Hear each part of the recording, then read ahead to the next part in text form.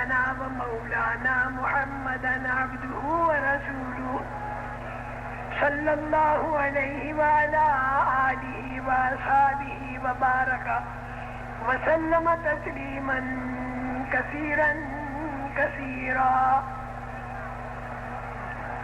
أما بعد فأعوذ بالله من الشيطان الرجيم.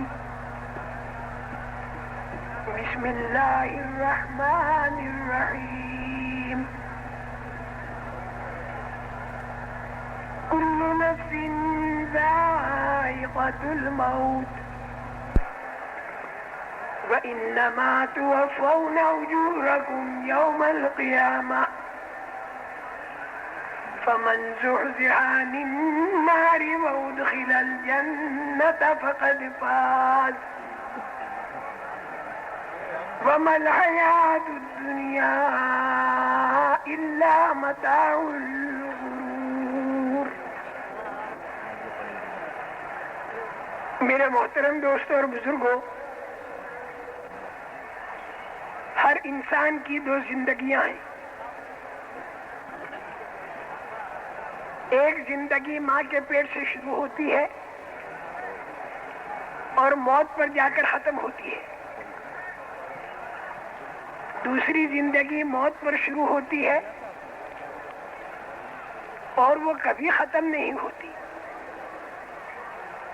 منزلیں اس کی بدلتی رہتی ہیں. ہر انسان کی 4 منزلیں ہیں. ایک منزل ماں کے پیٹ کی، دوسری منزل دنیا کے پیٹ کی، تیسری منزل قبر کے پیٹ کی اور چوتھی منزل آخرت کی. وہاں پر 2 مقام ہیں. جس نے اللہ کو راضی کیا اس کے لیے مہمان خانہ ہے جس کا نام جنت ہے، جہاں وہ ہمیشہ رہے گا. ہر طرح کی نعمتیں اللہ پاک اسے دیں گے. اور جس کے بارے میں یہ فیصلہ ہوا کہ اس نے اللہ کو ناراض کیا تو اس کے واسطے جہنم ہے. آخری فیصلہ اگر جہنم کا ہو گیا تو یہ آدمی ہمیشہ ہمیشہ جہنم کے اندر بڑی بھاری تکلیفوں کے اندر رہے گا. پہلی منزل جو ماں کے پیٹ کی ہے وہ انسان کی ذات کے بننے کی منزل ہے. یہاں پر انسان مجبور محض ہے. جیسا بنایا ویسا بن گیا. کالا بنایا، گورا بنایا، لمبا بنایا، چھوٹے قد کا بنایا اور جیسی صورت دے دی، جیسی آواز دے دی اور جیسا اس کا مزاج بنا دیا اور جو صلاحیت دے دی. اس میں انسان کچھ نہیں کر سکتا. جس خاندان میں اللہ نے پیدا کر دیا، جو ان سے گھرانے میں پیدا کر دیا، تو ماں کے پیٹ میں انسان مجبور محض ہے. وہاں پر اللہ پاک نے اس کی ذات کو بنایا اور ذات کے اندر جو آئندہ جا کر وہ اعمال بھلے یا برے کرے گا اس کے ذریعے جو ہے وہ ماں کے پیٹ میں تیار کر دیے. اس کے ذریعے آنکھ اور کان، زبان، ہاتھ، پیر، یہ ذریعے ہیں عمل کے. اور اس میں اللہ نے سب کو برابر بنایا. کم زیادہ اس میں اللہ نے نہیں کیا.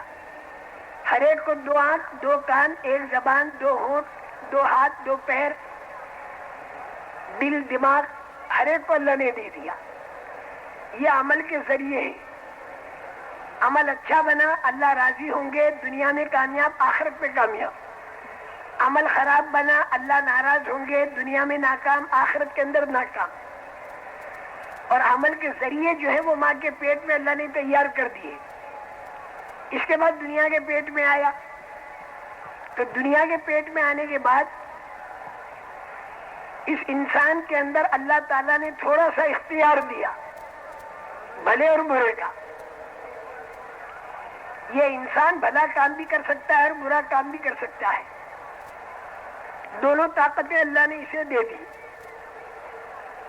بھلا کام کرے گا بہت ترقی کر سکے گا. سب سے پہلی بھلائی ایمان کی طاقت کا پیدا کرنا، اس کے بعد پھر عبادت میں طاقت پیدا ہوئی تو فرشتوں سے مشابہت ملے گی،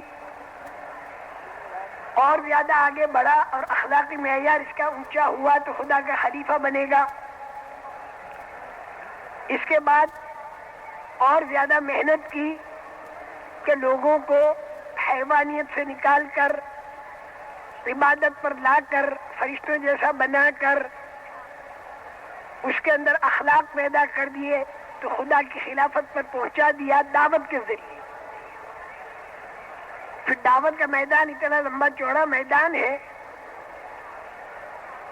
کہ وہ اپنے گھر والوں کو بھی دعوت دے سکتا ہے، قوم کو دعوت دے سکتا ہے، خاندان کو دعوت دے سکتا ہے، بستی میں دعوت دے سکتا ہے، اطراف میں دعوت دے سکتا ہے، اور پورے عالم کے اندر دعوت دے سکتا ہے۔ ہر ایمان والے کو دعوت کے اوپر کھڑا کرنے کی کوشش کر سکتا ہے۔ پھر اس کے اثرات جو ہیں پورے عالم کے اوپر پڑتے ہیں۔ جتنی دعوت کی محنت ہوتی رہے گی اور اس کے لیے جتنے مجاہدات کیے جائیں گے اللہ پاک خوش ہوں گے، اور اللہ پاک کی طرف سے جب ہدایت کے فیصلے ہوں گے تو انہونی ہونی بن جائے گی۔ اللہ قادر مطلق ہے، جب بندے محنت کرتے ہیں چاہے وہ اپنی حیثیت کے مطابق کریں، کمزوری کے ساتھ کریں، لیکن اللہ اپنا کرم اور فضل فرما کر معاملہ اپنی شان کے مناسب کرتا ہے، اور شان اللہ کی بڑی ہے۔ یہ کمزور بندہ اپنی کمزور محنت کر کے اللہ سے یوں کہتا ہے کہ اللہ جیسا میں کمزور ویسی میری محنت بھی کمزور، میں نے تو اپنی حیثیت کے اعتبار سے تیرے کہنے پر کمزور سی محنت کر دی، لیکن آگے تو جو ہم سے معاملہ کرے تو وہ معاملہ تیری شان کے مناسب کرنا، اور شان تیری بہت بڑی ہے، قدرت تیری بہت بڑی ہے، کوئی کام تیری قدرت سے نکلا ہوا نہیں۔ تو زمین اور آسمان کا بنانے والا، چاند اور سورج کا بنانے والا، اس لیے اپنی شان کے مناسب تو ہمارے ساتھ معاملہ فرما۔ پھر آدمی اللہ سے دعا مانگنے میں ذرا کسر نہیں چھوڑتا، ذہن میں کبھی یہ نہیں آتا کہ میں یہ دعا تو مانگ رہا ہوں لیکن ہوگا کیسے۔ دعا تو اللہ کی قدرت کو سامنے رکھ کر پھر وہ مانگتا ہے، اور پھر اس کے اثرات عالم کے اوپر ظاہر ہوتے ہیں۔ ایسے ایسے لوگوں کے اوپر اس کے اثرات ظاہر ہوتے ہیں جس کی کوئی حد نہیں۔ جو لوگ مشرک تھے اللہ پاک نے ان کے اندر وہ بات پیدا کر دی کہ وہ رہبر بن گئے پورے عالم کے۔ صحابہ کرام رضوان اللہ تعالی علیہ مجمعین، اوپر سے کیا زندگیاں چل رہی تھی اور اللہ کی کتنی مہربانی ہو گئی۔ تو اس لیے میرے محترم دوستوں اور بزرگوں، اس دنیا کی زندگی میں اللہ پاک نے انسان کو دو طرح کے اختیار دیے ہیں۔ انسان میں اختیار ہے تھوڑا سا اور تھوڑے وقت کے لیے، اپنے اختیار کو چاہے تو اپنی مرضی پر لگائے اور اپنے اختیار کو چاہے تو اللہ کی مرضی پر لگائے۔ یہ دو راستے بن گئے۔ ایک راستہ تو یہ ہے کہ انسان اپنے اختیار کو اللہ کی مرضی پر لگائے، یہ تو بالکل سیدھا راستہ، اللہ کو راضی کرنے والا راستہ، دنیا میں اور آخرت میں چمکانے والا راستہ۔ اور ایک راستہ یہ ہے کہ انسان اپنے اختیار کو اپنی مرضی پر لگائے، یہ ہے مغضوب علیہم والا راستہ، ضالین والا راستہ، اللہ کو ناراض کرنے والا راستہ۔ یہ راستہ ہے اپنی مرضی والا، جی چاہی والا، خود غرضی والا، دنیا طلبی والا۔ کئی لفظ ہیں اس کے۔ تو اس راستے پر چلنے والا دنیا اور آخرت کے اندر ناکام ہوتا ہے۔ لیکن اتنی بات ضرور ہے کہ جو اللہ کی مرضی پر چلتا ہے تو اس کو شروع میں مجاہدہ کرنا پڑتا ہے اس بات کا کہ اسے اپنی مرضی قربان کرنی پڑتی ہے، اور بعد میں پھر یہ انسان کی مرضی جو ہے یہ اگتی ہے جنت میں جا کر۔ وَلَكُمْ فِيهَا مَا تَشْتَهِي أَنفُسُكُمْ وَلَكُمْ فِيهَا مَا تَدَّعُونَ نُزُلًا مِّنْ غَفُورٍ رَّحِيمٍ۔ جنت میں تمہیں وہ ملے گا جو تمہارا جی چاہے گا، کہ دنیا کے اندر تم نے اپنی جی چاہی کو اللہ کی مرضی میں قربان کر دیا۔ جیسے اناج کو زمین کے اندر قربان کر دیا 10 من، تو اللہ اپنی قدرت سے اس کو 100 من اناج بنا کے دکھا دیتے. اب یہ 100 من اناج کہاں سے آیا؟ اللہ کے خزانے سے. اور کیسے آیا؟ اللہ کی قدرت سے. خزانہ اللہ کا چھپا ہوا، قدرت اللہ کی چھپی ہوئی، اور خود اللہ پاک بھی دکھائی نہیں دیتے. تو سوال یہ پیدا ہوتا ہے کہ اللہ پاک آپ دکھائی نہیں دیتے، آپ کی قدرت دکھائی نہیں دیتی، آپ کے خزانے دکھائی نہیں دیتے، تو ہم آپ کو کیسے پہچانے؟ ہر چیز دیکھ کر پہچانی جاتی ہے، تو آپ کو ہم کیسے پہچانے؟ تو اللہ پاک نے ہم لوگوں کو یہ بتایا کہ میں اپنی قدرت کی نشانیاں تمہیں دکھاؤں گا، اور میں اپنے خزانوں کی نشانیاں تمہیں دکھاؤں گا. اس کو گہری نگاہ سے اگر دیکھو گے تو تمہیں میری معرفت مل جائے گی اور تم میرے کو پہچان لو گے. لیکن شرط یہ ہے کہ اللہ پاک نے اپنی قدرت سے 2 طرح کی چیزیں بنائی ہیں. ایک تو وہ جو انسان کو دکھائی دیتی ہے، اور اللہ اپنی قدرت سے ایک کام وہ کرتے ہیں جو انسان کو دکھائی نہیں دیتا. اب جو کام اللہ کرتے ہیں جو انسان کو دکھائی نہیں دیتا، تو انسان کو کیسے پتہ چلے؟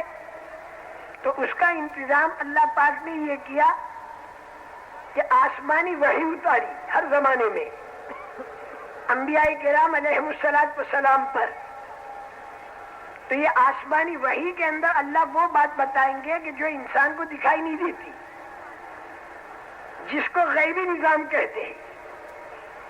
تو اللہ اپنی قدرت سے 2 کام کرتے ہیں. ایک تو وہ کام کرتے ہیں جو انسان کو دکھائی دیتا ہے، جیسے بھینس کو ہری گھاس کھلائی، پیٹ میں جا کر پیلا گوبر بنا، لال خون بنا اور سفید دودھ بنا، اور دودھ نکل آیا.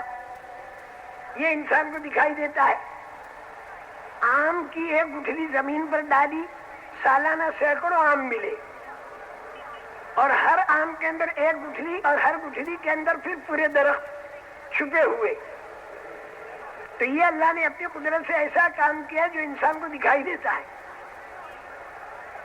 انڈے کے اندر سے مرغی کے بچے کا بننا، مرغی کے اندر سے انڈے کا بننا، بیج سے درخت کا بننا، درخت کے اندر پھلوں کا بننا، یہ وہ ساری چیزیں ہیں جو انسان کو دکھائی دیتی ہیں، جو اللہ نے اپنی قدرت سے بنائی. لیکن بعض کام اللہ ایسے کرتے ہیں کہ جو انسان کو دکھائی نہیں دیتے، جو اس وقت میں بھی کر رہے ہیں اور آئندہ کرنے والے ہیں. اور یہ اللہ نے بتا دیا کہ میں کروں گا اور کر بھی رہا ہوں. وہ غیبی نظام، اور وہ غیبی نظام جو اللہ نے ہمیں بتایا، وہ اگر حمایت میں آ گیا تو پھر یہ انسان دنیا کے اندر کامیاب ہوگا، چاہے ظاہری نظام کے اعتبار سے یہ کم طاقت والا ہو، کم سرمایہ والا ہو، کم دھن دولت والا ہو، اور اس کے آدمی بھی کم ہو.